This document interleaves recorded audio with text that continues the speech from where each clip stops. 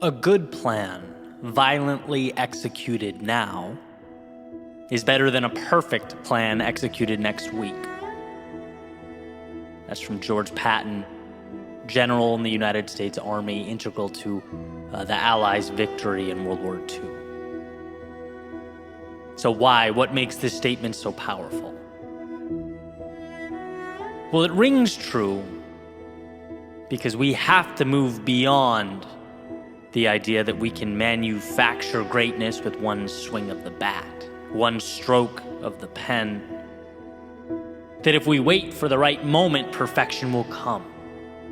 The light will turn green, the stars will align, and the path will emerge. I feel like I could scream this from every mountaintop and it wouldn't be enough. Life is not a perfection game. Life is an adjustment game. And I'll speak anecdotally here. In my experience, looking over my shoulder, reflecting, those times that I'd clung to perfection, rationalizing my immobility by saying, hey, you're not ready, this isn't good enough. I'd only have to dig a few layers down to see that my not moving wasn't out of some loyalty to excellence. No, I was standing still because of fear. A fear of going, of starting, a fear of the unknown. Perfection is the biggest con there is. It's a scam. It says, wait here, your perfect moment will arrive. Hang tight, the right time is coming. No, there are no perfect beginnings. There's merely the courage to move into something new, or the regret that will ultimately come from wishing that you did. And sure, a part of it's almost counterintuitive. It's like, why isn't it beneficial to wait? Why would you want to take the leap before you're ready? Here's how I see it. One of the most important distinctions to understand is that between the thinker and the doer. The thinker who ponders, who reflects, who studies and studies and studies, thinking he or she can create for him or herself a perfect jump-off point. Thinking they can obtain for themselves all the necessary information, all the answers before they begin the journey. The truth is, greatness is forged through repetition, via wheels on the road. And yes, you are terrible at first, completely unsure at first, you get lost at first. But this becomes the knowledge that shapes the journey. When you go before you're ready, two important things happen. First, after falling down and feeling embarrassed and insecure, you get back up, you look around and you go, wow, okay, I'm still here. That sucked, sure, but it wasn't as bad as my brain told me it would be. Next, you learn from the exchange. You can start doubling down on what works and eliminating what doesn't. And eventually, as you take this confidence and wisdom onto the next step, repeatedly, the curve becomes exponential. In doing, you begin stacking bricks, creating a foundation. Those experiences that humbled you become what you lean on. They're what turn into the experience, the knowledge, the credibility. And see, thinking you can skip all that ugly stuff by waiting on the ledge for perfection to arrive in your hands, that will be your undoing. That's just as crazy as a sailboat waiting for the wind to stop. It's like, no, you need that friction, that resistance to reach your destination. And no, we cannot control everything. Yes, there are powers beyond us. But if you go now, you learn to use and navigate them. The greatest gift we can give ourselves is permission to go. It's looking a year ahead and dreaming of the moment We pause and say, wow, what a year. The twists and turns, the lessons, the highs, the lows, the peak moments all brought me here. And how different here is from back there. How far I've come.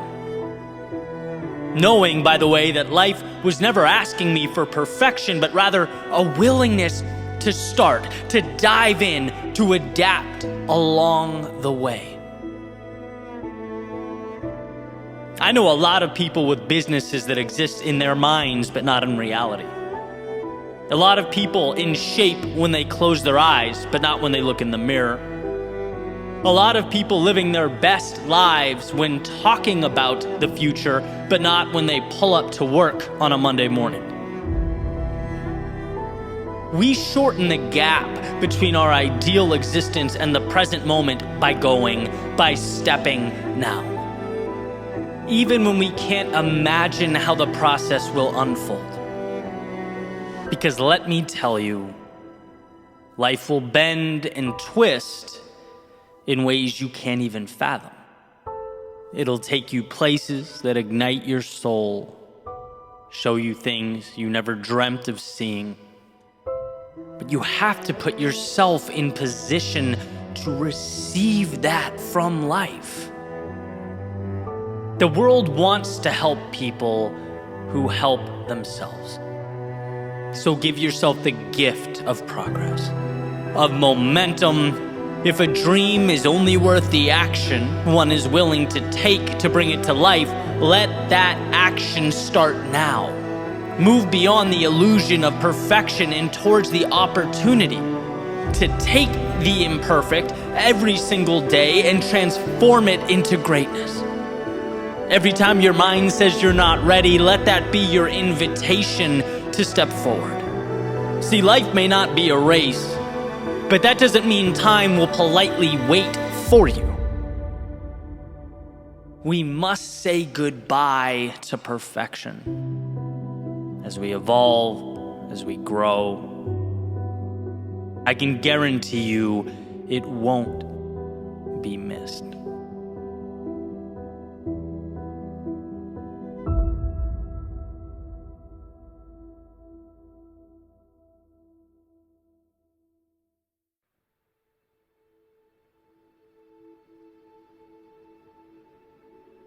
When I was younger, I want to say maybe third grade, I remember reading this poem by Shel Silverstein called Where the Sidewalk Ends. This place where the cement stops and the grass begins. An inflection point of sorts. And I obviously don't remember what we talked about, back then, but I certainly remember the book. And a few weeks ago, I happened to be at the airport. I was walking through and I saw a bookstore and a Shel Silverstein book propped up in the front. And I couldn't stop thinking about it. I had that title stuck in my head, right, playing on loop, Where the Sidewalk Ends. Some things just hit you, like that title sounds perfect to me, this larger-than-life, transitionary place. It feels like some sort of graduation. But graduation from what to what? Right, that's the question. Is it simply checking off the current box before moving on to the next one? Is it the end of a paved, calculated path and the beginning of something a little less defined, a little more free? Is it the place where you step away from what's expected of you and instead do what you are called to do, what you know in your soul is right? I guess depending on who you are and what you need, it could be any and all of those things. But as I sat 36,000 feet in the air, it kind of dawned on me, not necessarily what Shel Silverstein wanted the takeaway to be. Fair, right? I mean, it's a famous poem. There's a lot of analysis and writing on this. But I'm more interested in the question, what do I need personally? Now, with everything going on in my life, what would I want that place to be, where the sidewalk ends?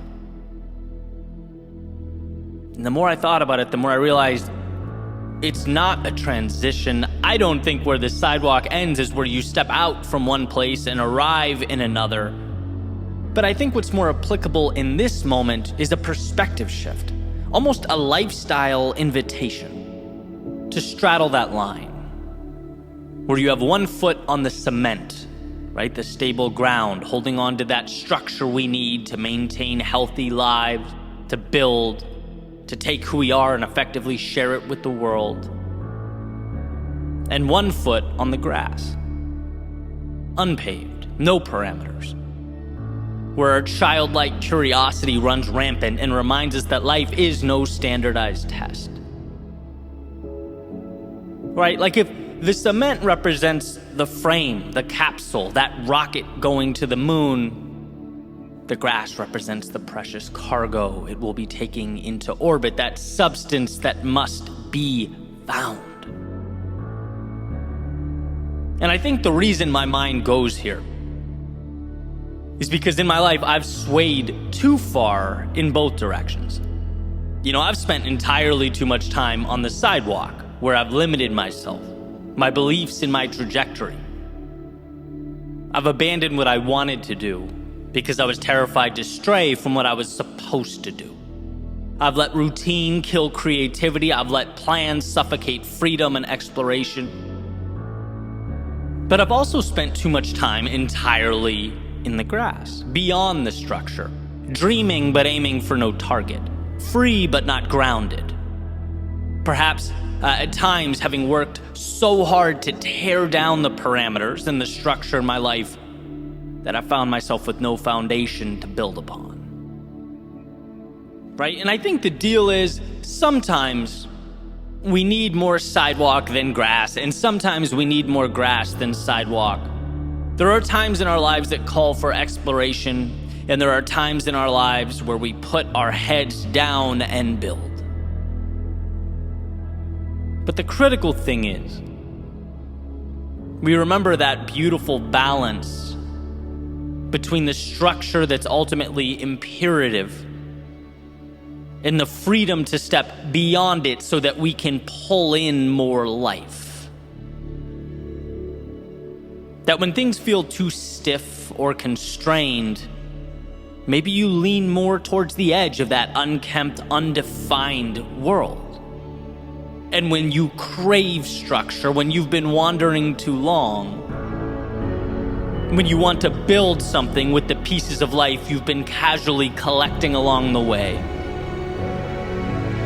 you lean in towards that foundation, towards that which is both known and dependable, and maybe that's where we leave it. As you navigate each segment of your life, it's knowing that you have your hand on the dial that will allow you to be your best at that particular moment in time, something no one knows but you. So think of that spot. What are you going through now, and how can you best position yourself to handle it? This awareness is a power, it's a strength. It's not merely passing through that place where the sidewalk ends, but I think it's an opportunity to embody it, to adapt and carry on as each new chapter begins.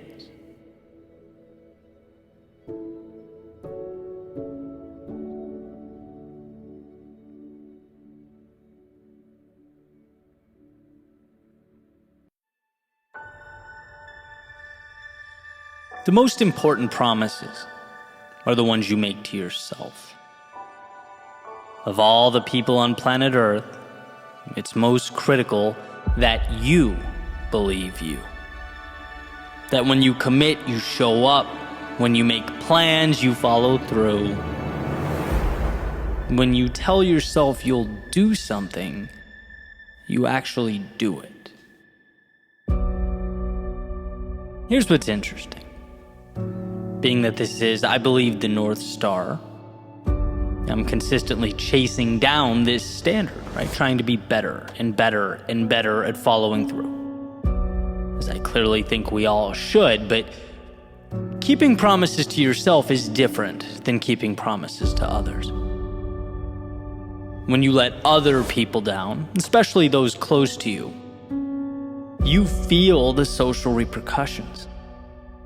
And for human beings, negative social repercussions are painful. We care greatly about our reputation. Don't want to let others down. Don't want to be known as the person who doesn't show up. And that's incentive enough to push us towards following through with others.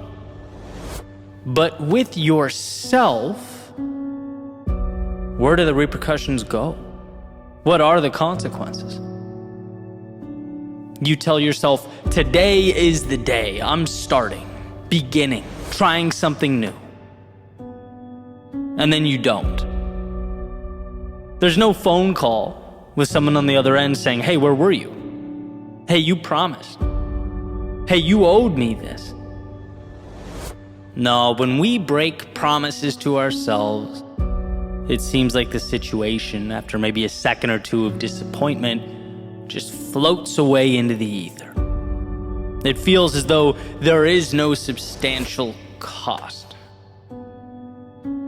But I actually think those broken promises stick around.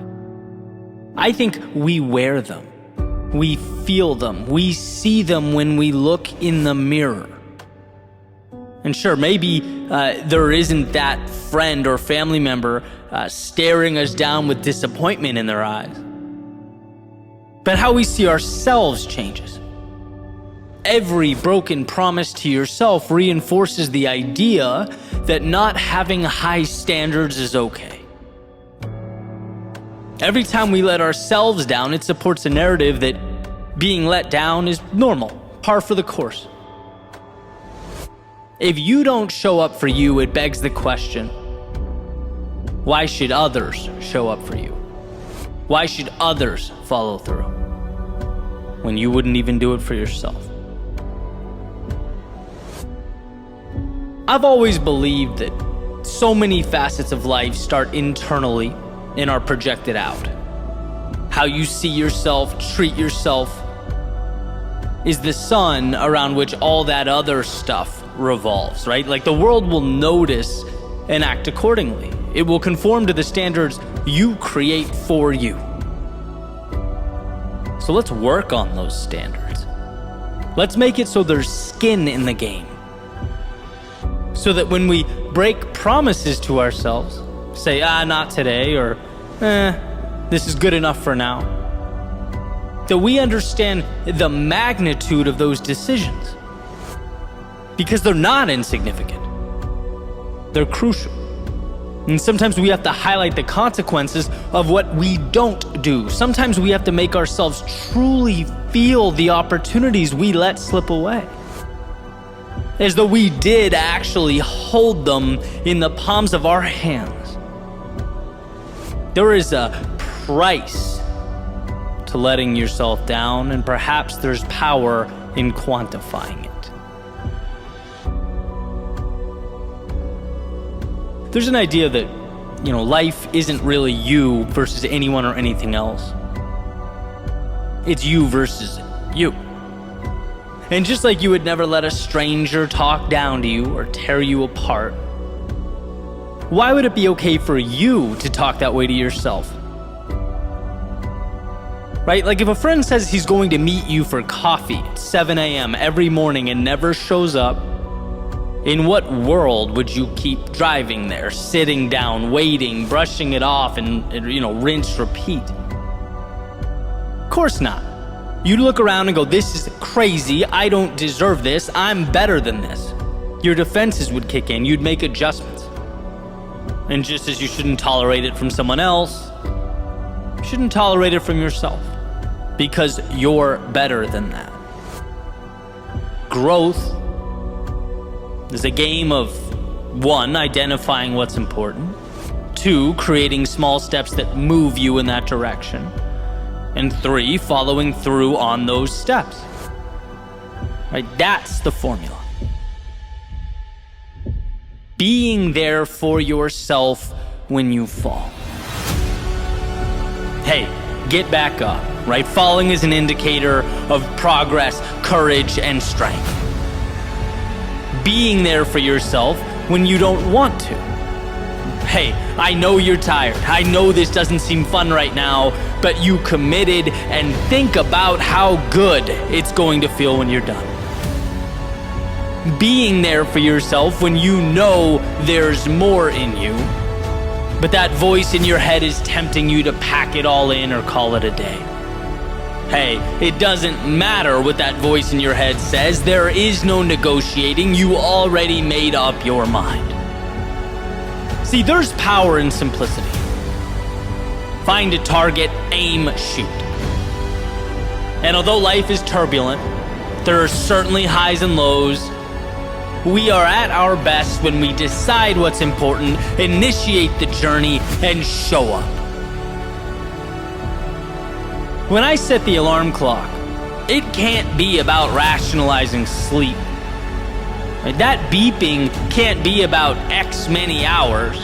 No, it merely signifies a promise. It cries out, hey, remember what you said right before you closed your eyes last night? Well, time to bring that to life. So sure, that means be careful of the promises you make to yourself. Don't take them lightly. But once they are etched into the universe, they must be law. And I'm not talking about failure to adapt or try things. I'm not talking about being stubborn. I'm talking about the initial follow-through that precedes all that. Will we do what we said we would do? And I'm not emphasizing, making this the standard because life should be some perpetual boot camp. But rather because discipline is freedom. Because when we go to bed at night knowing we set goals and meet them, we see ourselves as winners. People follow through on who they believe themselves to be. It's an endless feedback loop. You see yourself as a winner, you carry yourself as a winner. You carry yourself as a winner, and other people see it. They treat you as such, and around it goes. So when you feel like skipping or procrastinating or quitting on yourself, remember that it's not just that immediate moment at stake. It's not a little thing. It's one brushstroke on the mural that is your current reality. It becomes you. And again, you wouldn't let other people talk down to you. So stop doing it to yourself. You wouldn't allow being stood up by others. So stop doing that to yourself. Become the king or queen of your own empire. Rule over yourself like it all matters, because it does. To keep the promises you make to yourself is playing offense. It's essentially building a bridge to the outside world so that you may go shape it, as opposed to merely putting up your hands and living at life's mercy. Never forget how much control you have, how powerful you are, and that you don't need to convince others, you need to convince yourself. During the highs, the lows, the ups and the downs, the sun and the rain, you need to be there for you.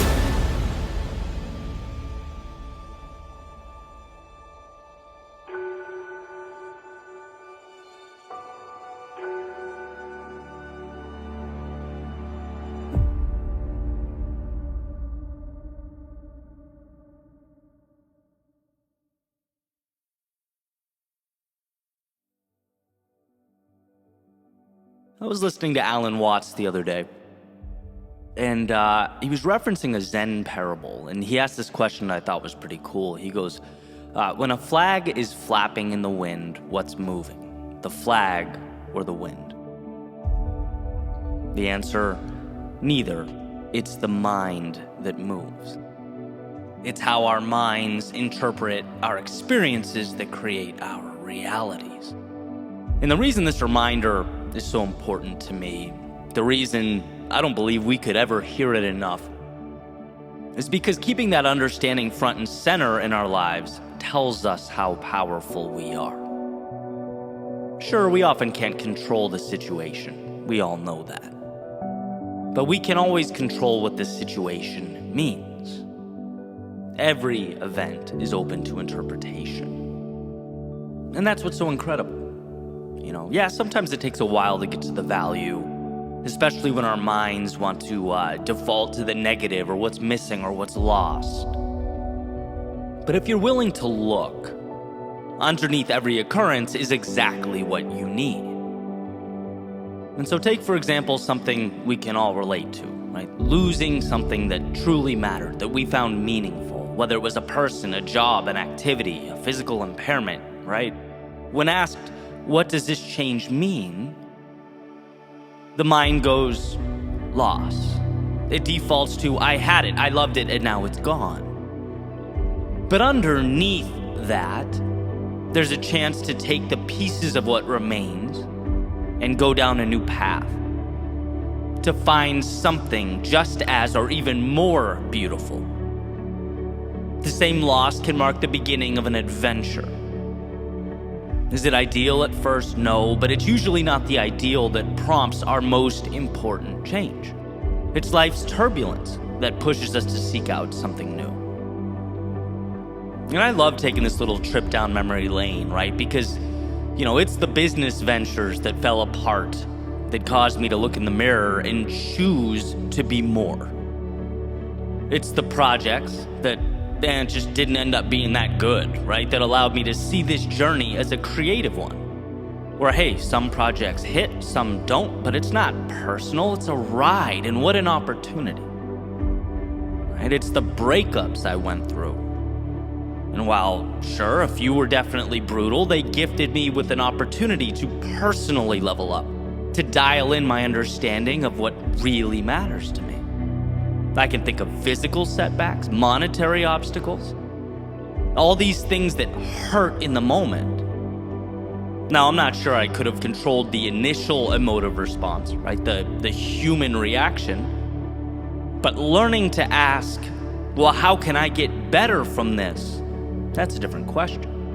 How can 1 month from now be amazing because of this situation, regardless of how it feels in the moment? It's not the flag or the wind that moves, it's my mind. So how will I choose to paint the landscape around me? How will I choose to give meaning to the things that will ultimately comprise my reality? That's power. Now, I've always felt it easy to conflate, finding value in our lives with being happy all the time. But again, we're emotional creatures, and life can be challenging for all of us. I don't think it's possible to be happy all the time. That's not the goal. The true victory is in finding gratitude along the way, in pausing and asking, how can I take this seemingly unfavorable result and find a way to win from it? Because guess what? The sad truth is most people don't do that. Most people walk right by that stuff. Most people chalk up the L's as L's and leave the good stuff behind. If you know there's a win in everything, and you ask that your mind look for it, the reality you create will be one much different than someone undergoing the exact same circumstances with their eyes closed. Remember, it's the mind that moves. It's you who writes the script, who controls the narrative. And that's not a burden, that's a gift. It's what makes you more powerful than you could ever imagine.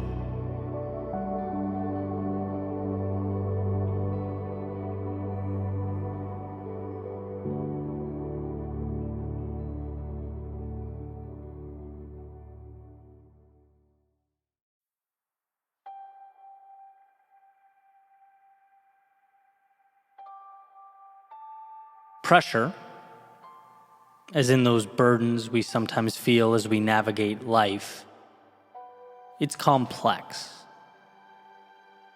It's powerful. But like all powerful things, also delicate. That same pressure that creates diamonds and create diamonds it does. Well, it can also remind you that in the meantime, you are beneath the surface, buried away amidst that process of creation. In other words, pressure is a beautiful driver because it is, in many ways, a standard of excellence, of more. It pushes us towards a life of abundance like wind at our backs. But see, two things can be true at once. And it's impossible to look at the word more without acknowledging that in order for more to exist, something must be lacking in the present. And there lies the challenge. Pressure gone too far becomes a feeling of inadequacy. The same driver to explore the depths of one's potential can also, if mismanaged, take them to the spiral of never enough.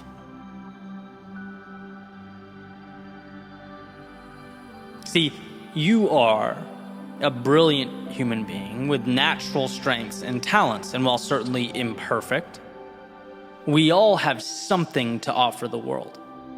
This floating rock is a better place because you're on it.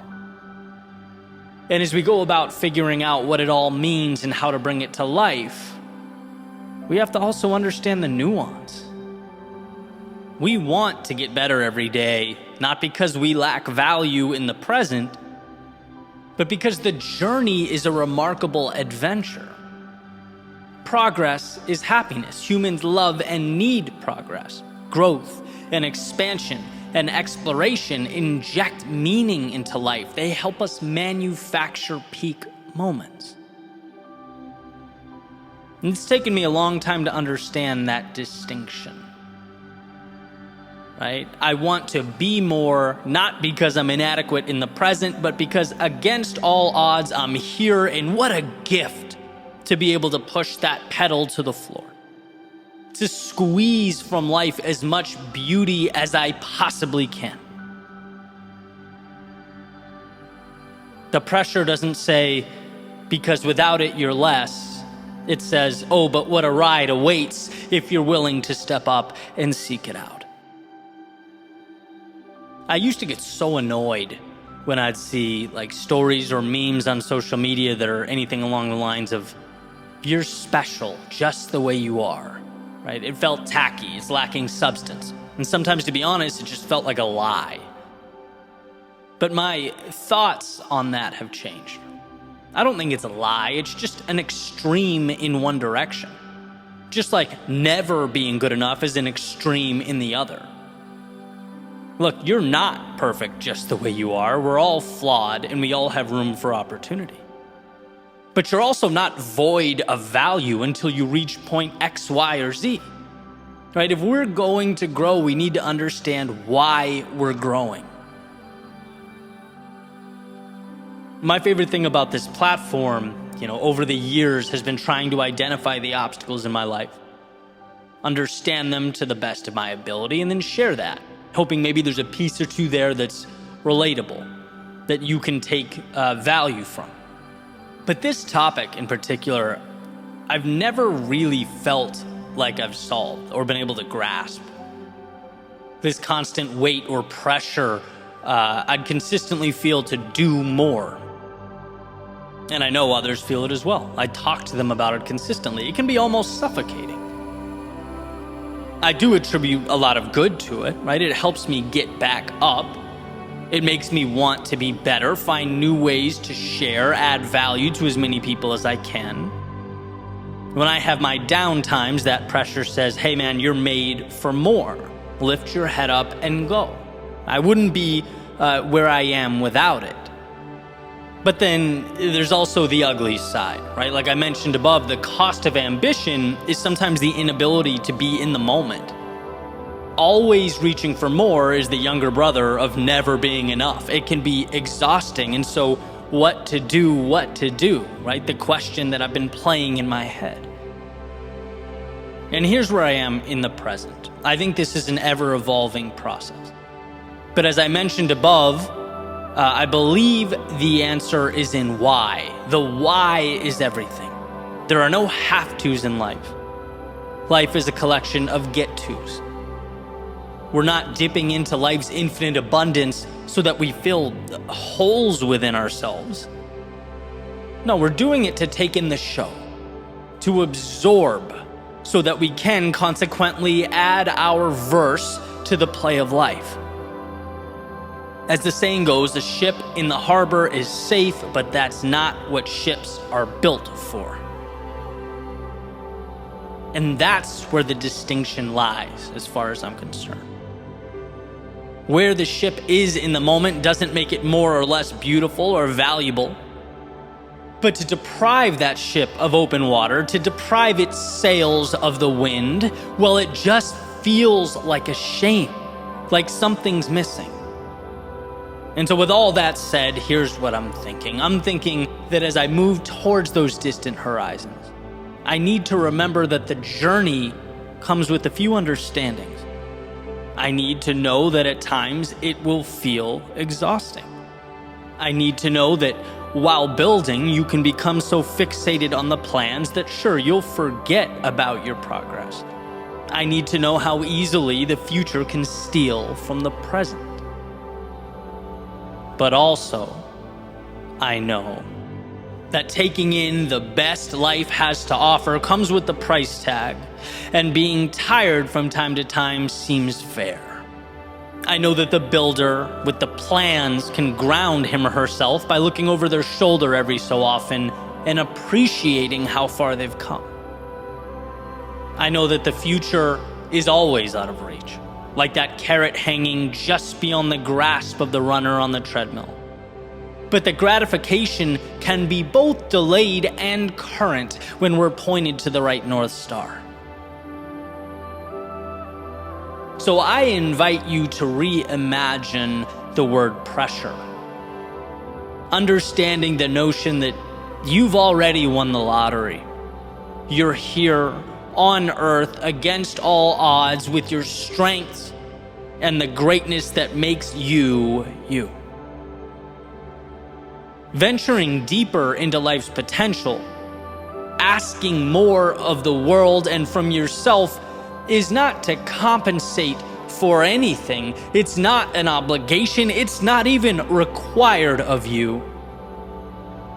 No, it's an extension of the human soul, the best of life, the magic all around us, an invitation to live fully. That pressure, like water through a channel, will flow in the direction you lead it. It's nothing more than your vehicle to distant shores, your process for crafting diamonds with the adversity most would refuse. That pressure doesn't always indicate where it's taking you or even guarantee that its destination will be preferable to where you are now. But it does promise quite the ride. And that, for me, is enough.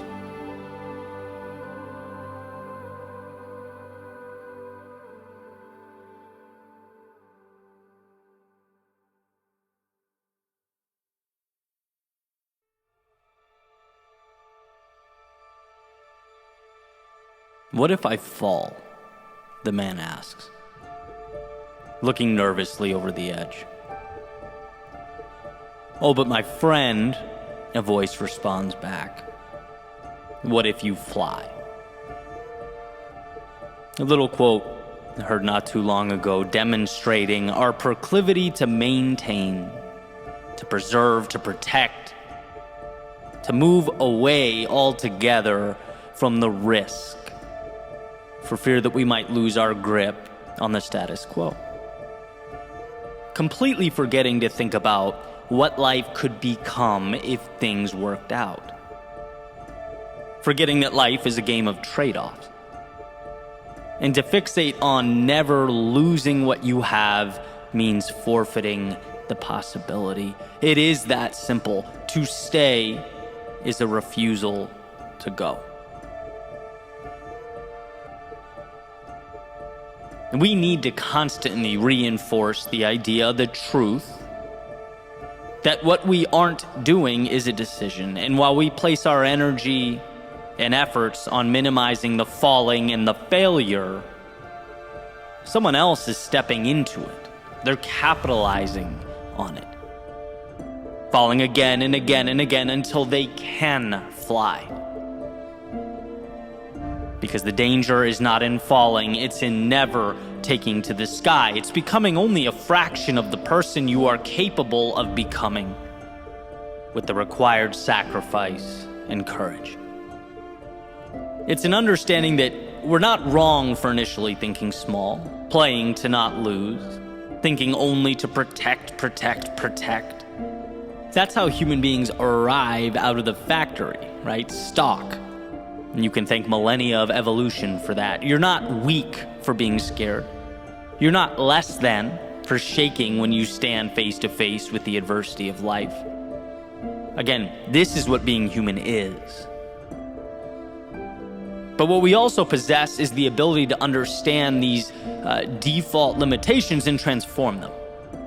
To understand being scared of the world around us was incredibly valuable forever ago.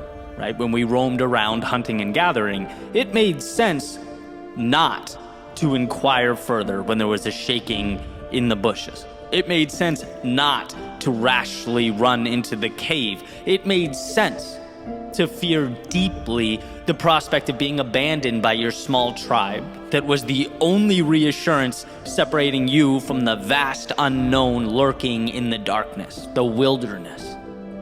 But anyone listening to this today must also understand that these biological drivers are outdated. The lions in the bushes are no more. The caves are generally metaphorical, and one's quote-unquote tribe should be carefully and methodically chosen, right? Civilization provides that cushion, and what a luxury. So when life pushes back, and it will, and you feel like you're on that ledge, you will want to turn back. Not because you're weak, but because you've forgotten that the voice in your head screaming in fear can't see the upside. It's blind to the possibility. It only sees downside. It only says, hey, this might bring about discomfort.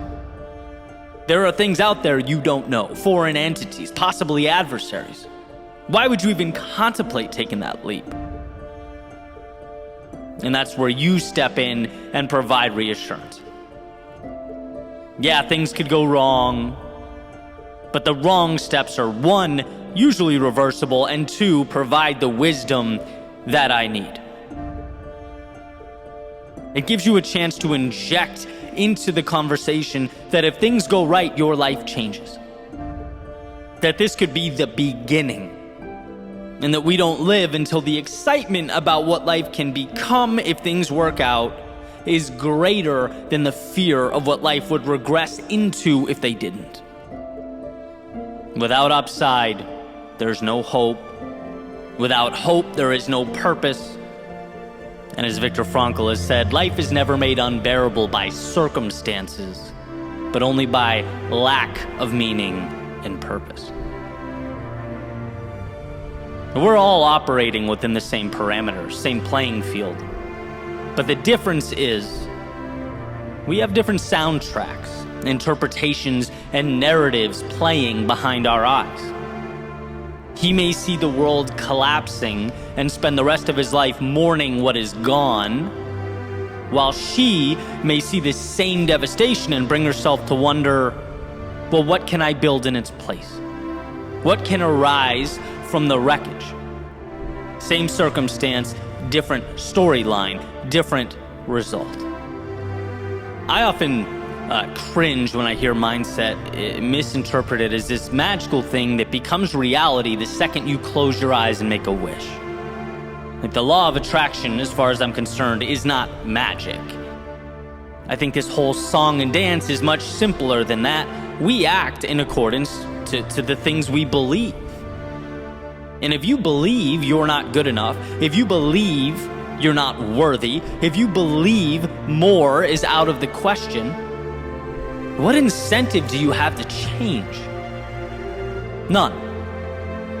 It's much easier to default to hating the world when that's your perspective. But when you can find the discipline, even for a moment, to pause and ask, well, what if things got better? What if my life could be more? That spark has suddenly given you a reason to take another step forward. It's made an argument as to why that discomfort just might be worth it. The magic isn't that you wished for it and so it was. The magic is that you saw it as a possibility, and in doing so incentivized yourself to move towards that outcome. It's hard to gravitate towards something that has not yet been built. It's hard to stand with conviction in defense of a life that hasn't yet materialized. But that, my friends, is the beauty and mystery of life. You don't get what you want until you start living like you already have it. Like you can touch it, taste it, like it's real. So when the journey feels impossible, know that you are on the right track. You're competing against some very formidable adversaries, your very DNA. You're competing against the people around you that don't understand. You're competing against the obstacles that make you question whether that conjured up castle in the air, existing only in your head, could ever come to fruition. That is some resistance. But as you step forward into the haze, your single, solitary acts of courage will begin to tell a story, to take shape. The once make-believe will become tangible. You'll see the pieces coming together, and you'll see yourself as the one capable of assembling them. An architect of sorts, a designer, one with courage and self-belief. The truth is, you will never completely mitigate fear. That will be with you forever. It's par for the course. You just need to remember that the power of purpose, of meaning, the value of upside and opportunity is greater than that nagging voice of fear. It's not about closing your eyes to who you are or where you've been. There's beauty in all that. It's merely about opening them to all you can become.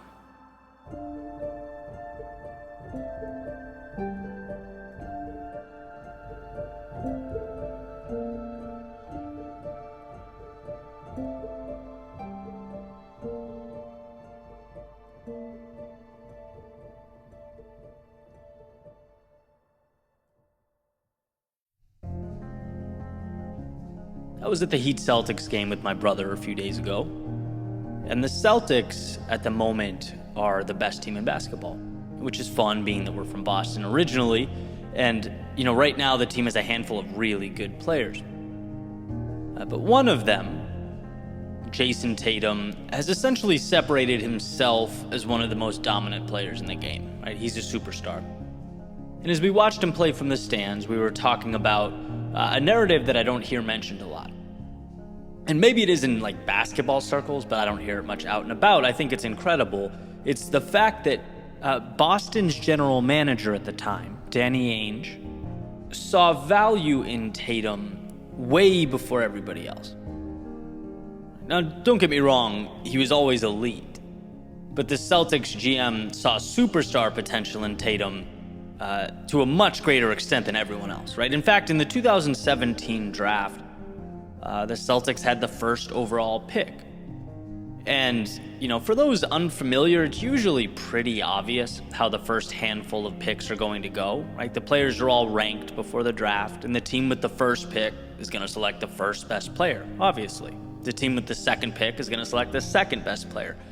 And while it was sort of known that Tatum was the agreed upon third best player in the draft, but the Celtics didn't want number 1 and 2.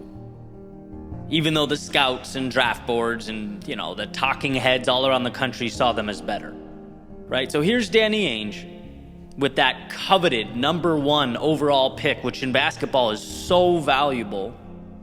And he's like, I don't care. I want the guy who's projected number 3, right? So he trades down. He gives Philly his number 1 pick, basically saying, hey, if the guy I want is going to go 3rd anyway, might as well trade away the first pick and get a little extra value, right? And still get Tatum at number 3. And that's exactly what they did. And here we are, watching him as one of the best players in the game. And by the way, the guy who went 1st overall is relatively underperformed given where he was picked. The guy who went number 2 overall, same, has been up and down, constant injury issues.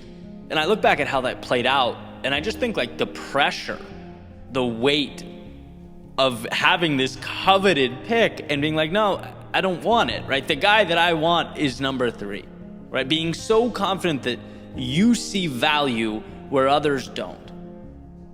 It's hard to do that with conviction. So I look at this, and sure, he made some mistakes, as all GMs do. You can't predict the future. It's a numbers game, right? But the ability to spot value, particularly in places others seem to disregard, is what I see as the difference between excellence and mediocrity. Life is always trying to give us the equivalent of a draft board, right? In some capacity. It's like, here's what's normal, here's what's projected. Number 1, 2, and 3 options are the quote-unquote best options. And for the most part, sure, it's a decent guideline, but it's not enough. It's not enough. I think we need to train ourselves to be asking, yeah, but where is the move that manifests into that game-changing difference? Where in my life is the move that pushes me over the top, the action that sets me apart? As staying on the basketball theme, one of the most inspiring things I'd ever heard was Kobe in an interview talking about the extra value he'd capitalize on throughout the day, being the difference in his career. Saying, look, if I get up 2 hours before everyone else and I get a workout in, not once in a while, but every day, that's the difference. Why? Well, in a week, it's nothing. In a month, it's not much. In 6 months, it creates a gap. In a year, that's quite the advantage. In 5 years, you're not even on the same level. In a decade, he is now untouchable to his competition. Yeah, it's just the morning. Everyone has the morning, but Kobe saw it and recognized it as opportunity, as his value. The consensus out there in the world is that the morning is when you ease into your day, right? It doesn't put what you're doing at 6 a.m. high on that metaphorical draft board. No, it's who cares? Well, to Kobe, perfect. There's the value that I can spot, that I can utilize, that most people will not even think about. And in totality, I believe that to be the truth, right? Like, you can do fine simply anticipating and living in and around the value as identified by the majority, by following their blueprint. But to separate, to move from adequate to excellence, you need to find those places where you can squeeze more out of life. You need to dive deeper into what's around you than, that's what's expected, or that's what everyone else is doing. That's what's perceived as valuable. Be your own GM, right? Question the way of things. Not just out in the world, but in your home, in your day-to-day.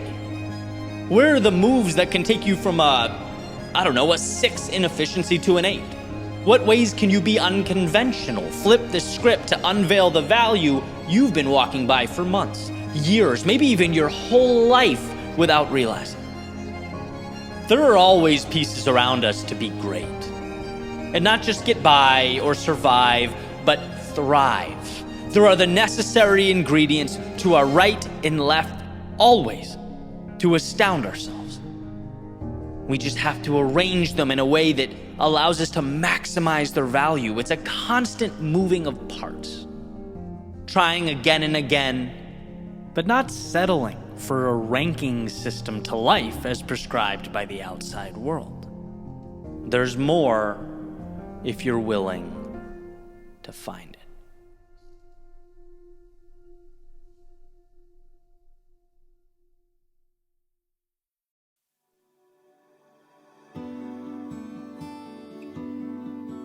There's a quote from Naval Ravikant. He says, "The closer you are to the truth, the more silent you become inside." Found that interesting.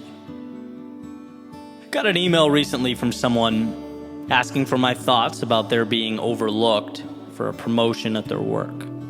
They say that they're dedicated, they work hard, they show up and execute. So what does the act of being overlooked mean? Well, like so many things, it's contextual, but let's play with it, right? What does feedback ever really mean?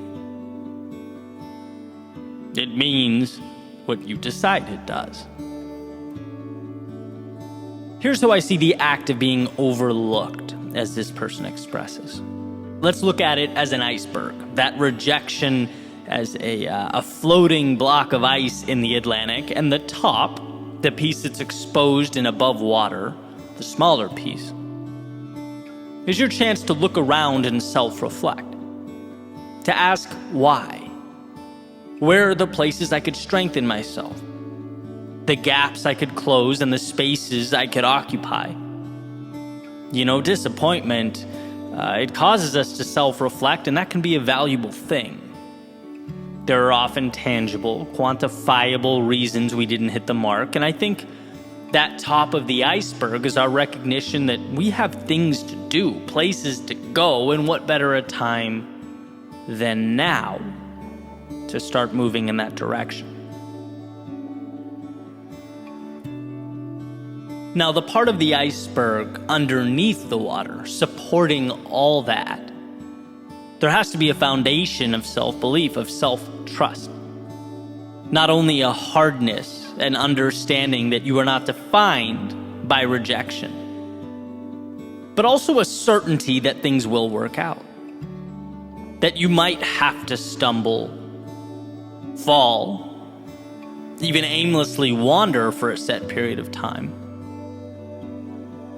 But when your focus is on a particular North Star and you are serious about it, committed to it, you'll find a way. And being overlooked in any capacity is not defining, because right now is not an end. You decide where the end is. And there just so happens to be a lot of space between that point and where you stand now. The vast majority of an iceberg exists under the surface, and that's valuable here, because I believe that the differentiator when it comes to success and failure is how one internalizes the process and their place within it. If you know you're going to succeed, if you are confident in yourself and who you are, then the little wins and losses along the way tend to mean less. Getting overlooked in any capacity is a nice little bit of feedback, but in the grand scheme of things, it doesn't hold the weight we tend to give it when we're less sure of ourselves and the process. So let's get back to the quote.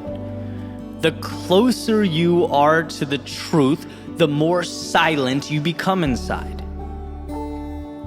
Well, here Naval is stating in one of his podcast episodes that the wiser someone becomes, the more quiet or stoic they become. Referring to the character that I allude to all the time in this podcast, the loudest person at the table, right? Always talking or seeking attention. Often this character is overcompensating for something. And that's what Naval is, in my opinion, properly stating. But I want to hijack the quote a little bit, because I think this applies to our own mental chatter as well.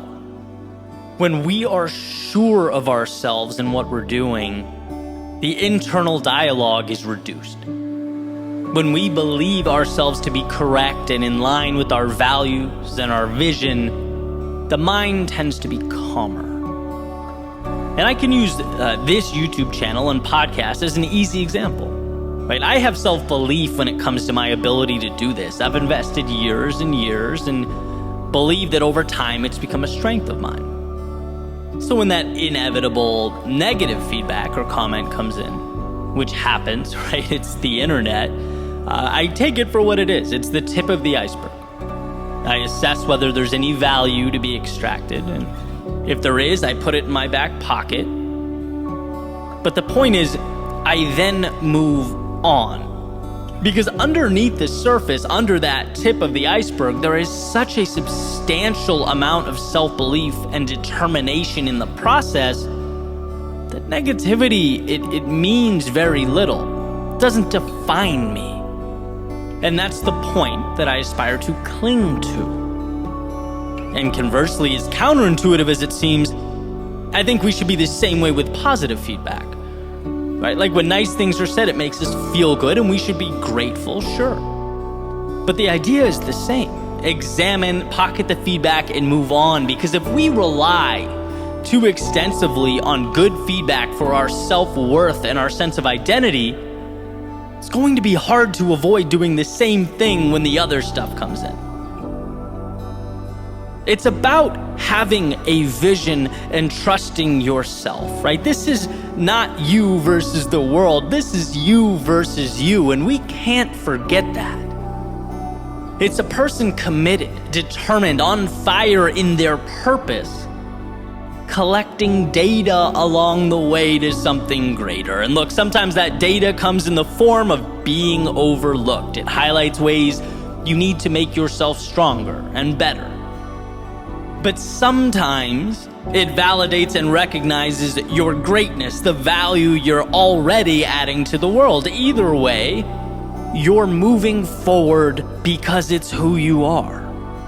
And as long as you tell yourself you're going to win, and those 2 feet underneath you haven't stopped moving, you're putting yourself in position to capitalize on all the opportunity life has to provide. You are going to see the compounding of all those steps you took. The ones you took when it hurt, and the ones you took when it didn't. When you were sure and when you weren't. When you had all the energy in the world, and when you barely got yourself through. All those times, they mean something. And it's the ability and desire to move forward regardless that becomes the determining factor. If you know that, the mind can be at peace. Life is happening for you, not to you. The obstacles become much needed information, and the victories further contribute to your momentum. It's all moving you closer to where you need to be. There's a saying by Steve Martin. He says, "Be so good they can't ignore you." And that's not a point, it's a process, an evolution. It takes time, it takes patience, it takes self-belief. But trusting that mountaintop you're chasing also comes with a great sense of security. That this epic adventure is yours and yours alone. It comes with discovery, growth, joy, sadness, and everything in between, but it is yours. And if you sign that dotted line, it doesn't matter if you are overlooked in some capacity. No person or external event can take away what you know in your soul to be true.